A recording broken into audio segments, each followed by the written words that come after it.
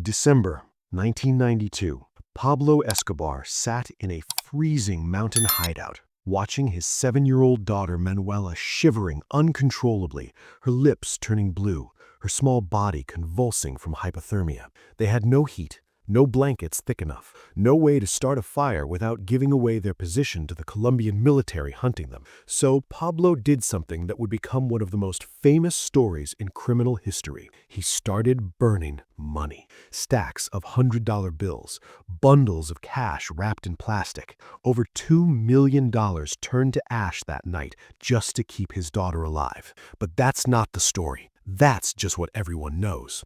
What Manuela revealed decades later, what Pablo whispered to her while the money burned, is what will haunt you. Because the cash wasn't the only thing dying in that room, and the warmth wasn't the only thing Pablo was desperately trying to give his daughter before it was too late. The story begins 3 weeks earlier, in late November 1992, when Pablo Escobar made the decision that would lead to that freezing mountain night. He escaped from La Catedral, the luxury prison he'd built for himself, after the Colombian government tried to transfer him to a real prison. Pablo knew exactly what that meant. Extradition to the United States, life in an American supermax prison, solitary confinement, never seeing his family again except through bulletproof glass during supervised visits. So he ran. But this time was different from all his previous escapes over the years. This time, he made a choice that would prove fatal. This time, he took his family with him. Maria Victoria, his wife of 17 years. Juan Pablo, his 15-year-old son who was starting to understand the truth about his father. And Manuela, his 7-year-old daughter, the light of his life, the one person in the world who still looked at him without fear or judgment, who still believed with absolute certainty that her father was a good man who helped people. The decision to bring his family was both an act of love and a strategic mistake. Pablo couldn't bear the thought of being separated from them, couldn't stand the idea of Manuela growing up without him, forgetting his face, learning to hate him from news reports and history books. He wanted every moment he had left with her, every day, every hour, even if it meant putting her in danger, even if it meant dragging a 7-year-old child into a life on the run from the most powerful military and intelligence forces in the world. So they fled together, a family of 4 against an entire nation. They moved constantly, desperately, safe house to safe house, never staying more than 2 nights in the same location because Pablo's network of informants kept reporting that the military was getting closer, that someone had talked, that their position was compromised. The Colombian government had mobilized thousands of soldiers specifically to hunt Pablo Escobar. The Search Block, an elite unit trained by American Special Forces, operated around the clock. The DEA had agents embedded throughout Medellin, paying informants, tracking phone calls, following every lead. And Los Pepes, a vigilante group funded by Pablo's enemies in the Cali cartel and supported quietly by elements within the government, were hunting him with a brutality that matched his own. They'd already killed dozens of his associates, tortured them for information before executing them, burned his properties to the ground, murdered his lawyers in their offices, bombed his safe houses. The net was closing from every direction. Pablo knew it, could feel it tightening around him like a noose. Maria Victoria knew it too. She'd stopped sleeping, spent every night listening for helicopters, for footsteps, for the sound of soldiers breaking down doors. Even Juan Pablo, at 15, understood with terrible clarity that they were living on borrowed time, that his father's empire had collapsed, that they were no longer the hunters but the hunted. But Manuela, at 7 years old, thought it was an adventure, a game. She didn't understand why they kept moving to new houses, why her father looked so tired and thin, his face gaunt and aged beyond his 43 years, why her mother cried silently when she thought no one was watching.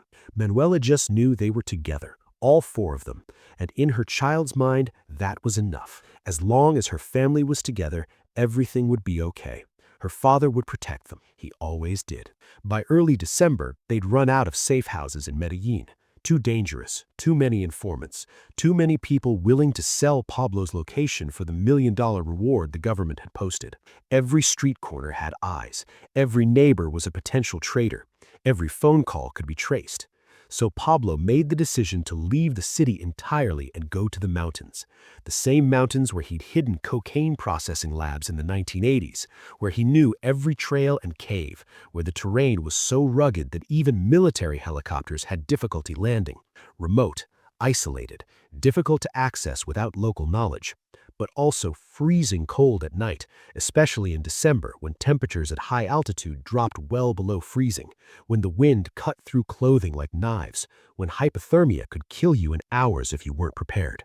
They found an abandoned shepherd's hut on the third day of searching, a structure that had been empty for years, maybe decades, barely standing, stone walls crumbling in places, holes in the thatched roof that let in rain and wind. No electricity, obviously, no running water, no heat source, except a small stone fireplace in the corner that Pablo absolutely could not use because the smoke would give away their position immediately. Military helicopters flew overhead constantly, every few hours, equipped with thermal imaging cameras that could detect heat signatures from miles away.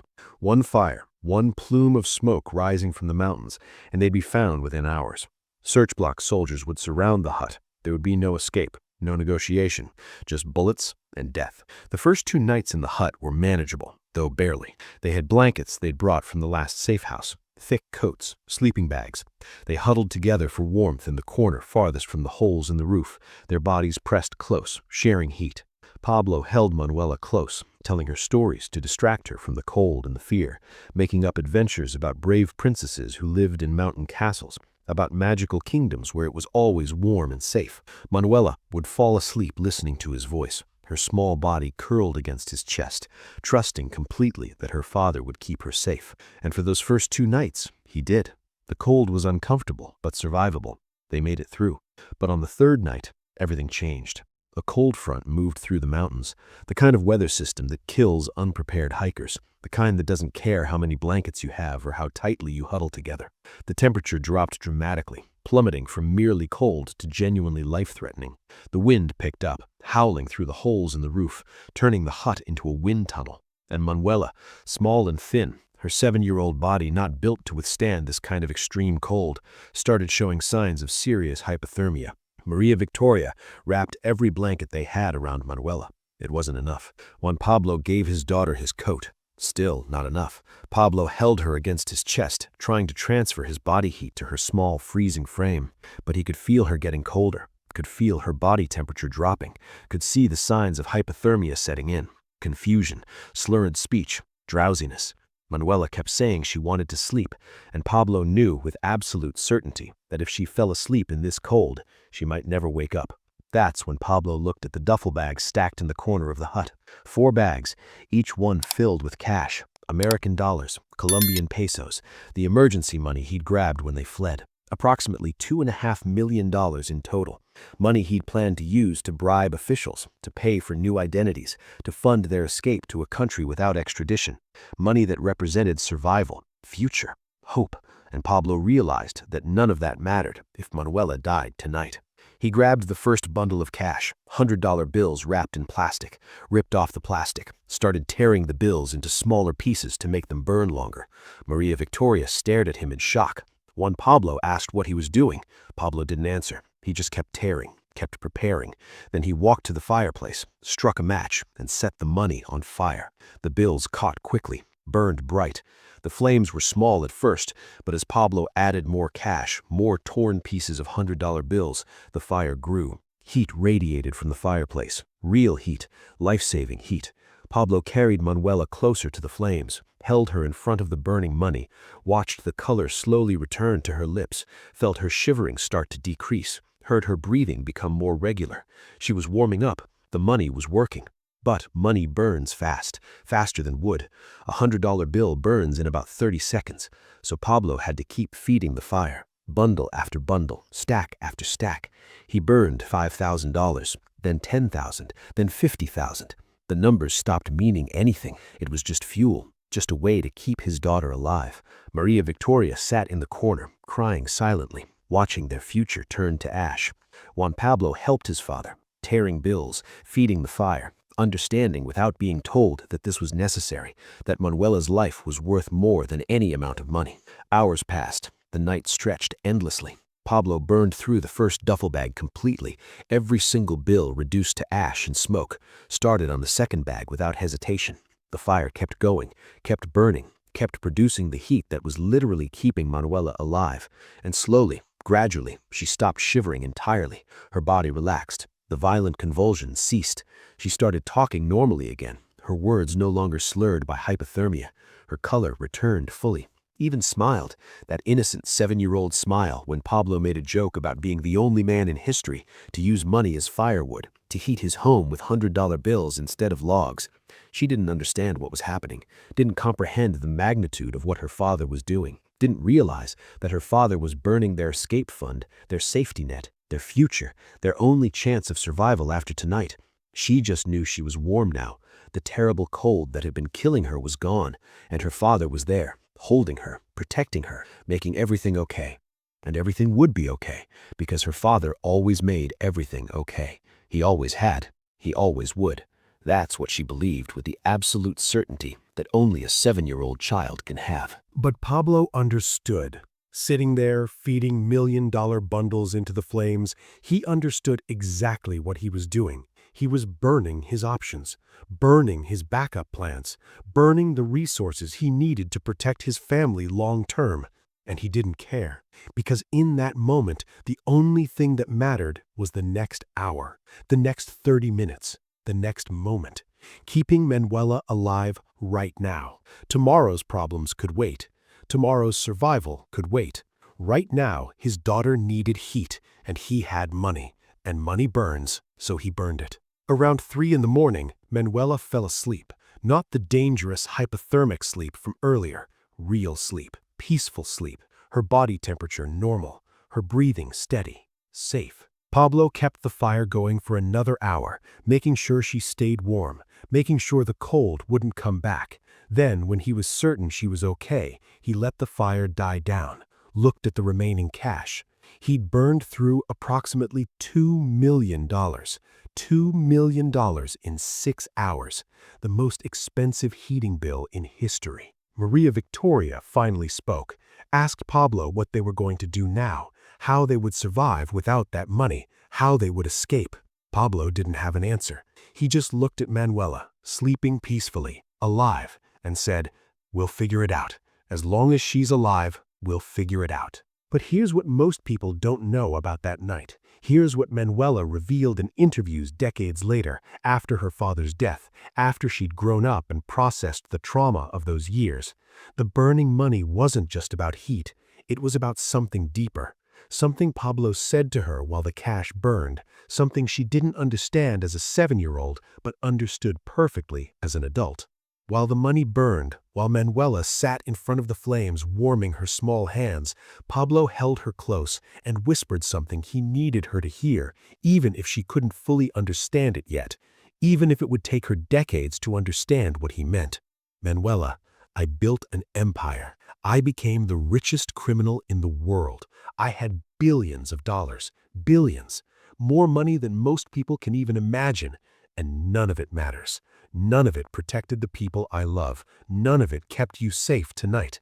I'm burning $2 million right now, right here in front of you, just to keep you warm for one night. Just one night. And you know what? It's the best money I ever spent, the best investment I ever made, because you're worth more than all of it. You're worth more than everything I ever built, more than all the money, more than all the power, more than the entire empire." He paused, watching another bundle of cash turn to flames, the $100 bills curling and blackening and disappearing into smoke. Then he said something that Manuela would remember for the rest of her life, something that would echo in her mind for decades. "When I'm gone, when all of this is over, when you're older and understand what your father really was, I want you to remember this night. I want you to remember that your father loved you more than money, more than power, more than his own life. I want you to remember that I would burn everything I ever built, every dollar I ever made, just to keep you warm for one more night, just to keep you alive, just to hold you a little longer." Manuela didn't know it then, but Pablo was saying goodbye. He knew he wouldn't survive much longer, knew the military was closing in, knew that his time was measured in days, maybe weeks, not months or years, and he wanted his daughter to have one memory, one moment where she understood that despite everything he'd done, despite all the violence and horror and death he'd caused, he loved her completely, unconditionally, more than anything else in the world. 14 days later, on December 2nd, 1993, Pablo Escobar was shot and killed on a rooftop in Medellin, Colombia. Manuela was 8 years old. She'd spent her last night with her father, watching him burn $2 million to keep her alive. That became her final memory of him. Not the drug lord, not the terrorist, not the man responsible for thousands of deaths. Just her father, burning money to keep her warm, whispering that she was worth more than everything he ever built. Years later, as an adult living under a different name in a different country, Manuela changed her identity completely, left Colombia forever, tried desperately to build a life separate from her father's legacy, separate from the weight of being Pablo Escobar's daughter. She's given very few interviews over the decades, rarely speaks about her childhood to anyone, avoids journalists, avoids attention, avoids anything that might connect her back to that name, that history, that blood-soaked legacy. But when she does talk about that night in the mountains, about watching her father burn $2 million while she sat freezing in front of the flames, she says the same thing every single time, with the same quiet intensity. People think that story is about the money, about how crazy it is, how insane it is that someone would burn $2 million. But it's not about the money at all. It never was. It's about what my father was trying to tell me that night, that love is worth more than wealth, that family is worth more than power, that keeping someone alive, keeping someone you love safe and warm and breathing is worth any price, any sacrifice. He burned his empire that night, burned his future, burned his escape plan, and he did it without hesitation, without a second thought, because I was cold, because I needed him, because I was his daughter. That's what I remember when I think about that night. Not the money burning, not the flames, just that he chose me over everything else, over his freedom, over his survival, over everything. But there's a darker truth beneath that memory, a truth that Manuela also acknowledges. Pablo burned $2 million to save his daughter that night, but how many other daughters died because of the money he made? How many other children lost their fathers because of Pablo's empire? How many families were destroyed? How many lives were ruined? How many people died so that Pablo could accumulate the wealth he burned that night? The money that kept Manuela alive was earned through cocaine that destroyed American families, through violence that orphaned Colombian children, through a drug war that killed thousands. So yes, Pablo loved his daughter enough to burn $2 million, but he also loved money and power enough to kill thousands of people to get it. That's the impossible contradiction at the heart of Pablo Escobar. The same man who burned $2 million to keep his daughter warm was the same man who ordered the bombing of Avianca Flight 203, killing 107 innocent people. The same man who whispered to Manuela that she was worth more than his entire empire was the same man who built that empire on corpses and cocaine. Both things are true. Both exist simultaneously, and Manuela has to live with both truths, has to live with the memory of a father who loved her unconditionally and the knowledge that her father was also a monster who destroyed countless lives. Today, Manuela Escobar lives in Argentina under a different name. She's in her late 30s. She suffers from severe depression and hearing loss in one ear, the result of a car bomb that exploded near her when she was a child. She rarely leaves her home, rarely speaks to anyone outside her immediate family. The trauma of her childhood, of being Pablo Escobar's daughter, of watching her father burn money to keep her alive and then watching him die 2 weeks later, has marked her permanently. She spent her entire adult life trying to escape her father's shadow, trying to be someone other than the daughter of the world's most notorious drug lord. But she carries that night with her. The night her father burned $2 million, the night he told her she was worth more than everything, the night he chose her over his empire.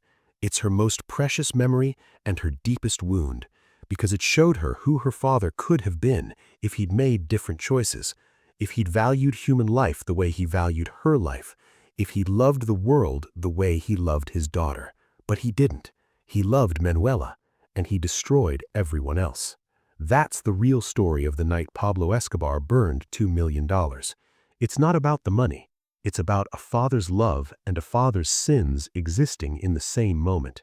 It's about the fact that monsters can love their children while destroying other people's children.